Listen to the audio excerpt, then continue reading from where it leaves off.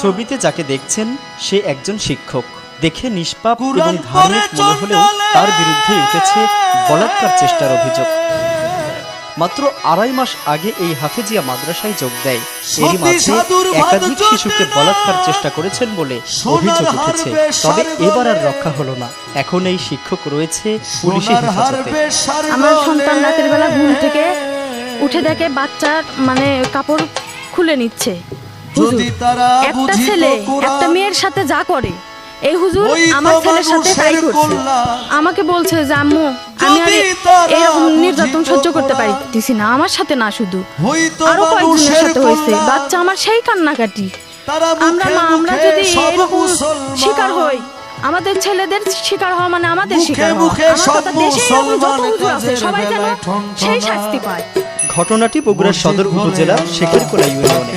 গত বৃহস্পতিবার রাতে 11 বছর বয়সী ঘুমন্ত শিশুকে বিবস্ত্র করে বলাৎকারের চেষ্টা করে আবুল হাসান নামের এই শিক্ষক। গত 2 দিন বিষয়টি ধামাচাপা দেওয়ার চেষ্টা করা হলে শনিবার শিশুটি পালিয়ে বাড়ি যায়। বাড়িতে বাবা মা না থাকায় চাচার কাছেই পুরো ঘটনা খুলে বলে। সেই শিক্ষককে আটক করে গণধোলায় এরপর ইউনিয়ন পরিষদ কক্ষে রাখা হয়। এটা বোঝানো হয় হয়েছে কুলবুল মুমিন আরশাল্লাহ, এই তো আল্লাহর ঠিকানা। মসজিদ করালে তাকে না মানে হইলো আপনি যদি সে জান্নাতের লোভে জাহান্নামের ভয়ে নামাজ পড়তে চান বলতে পারবে না, হয়তো এরকমও হতে পারে যে জিনিসটা তার গোপনে রাখতে।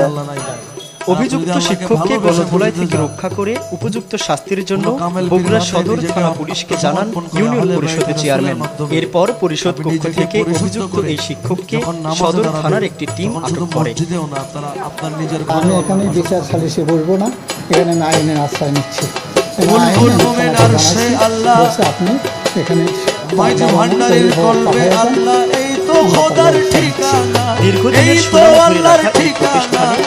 2.5 মাসে এই ব্যক্তির অপকর্মে সংশ্লিষ্টরা। এই ঘটনায় এলাকা জুড়ে উঠেছে নিন্দার ঝড়।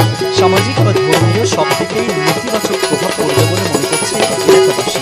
আমার বাবু সে ওই ছাত্রের ব্যাপারে জানে না, বলছে যে হুজুরের একটু সমস্যা, হুজুরকে যে কোনো এক রুমে রাখে আর ছাত্রদেরকে এক রুমে রাখে এইভাবে বলছিল। পরে আমি ছাত্রদের কাছে জিজ্ঞাসা করলাম, তখন ছাত্ররা বলতেছে এই ব্যাপার আমাকে আমাদের সাথে এরকম আচরণ।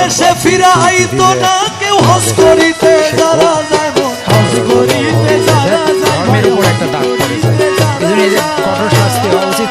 আমরা কিভাবে আমাদের সন্তানকে মাদ্রাসায় পাঠাবো আমরা খুবই উদ্বিগ্ন, চিন্তিত।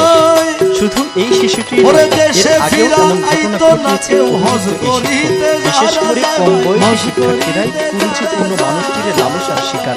বলছেন এই প্রতিষ্ঠানের শিক্ষার্থীরা আমাদের বড়দের সাথে কেউ যায়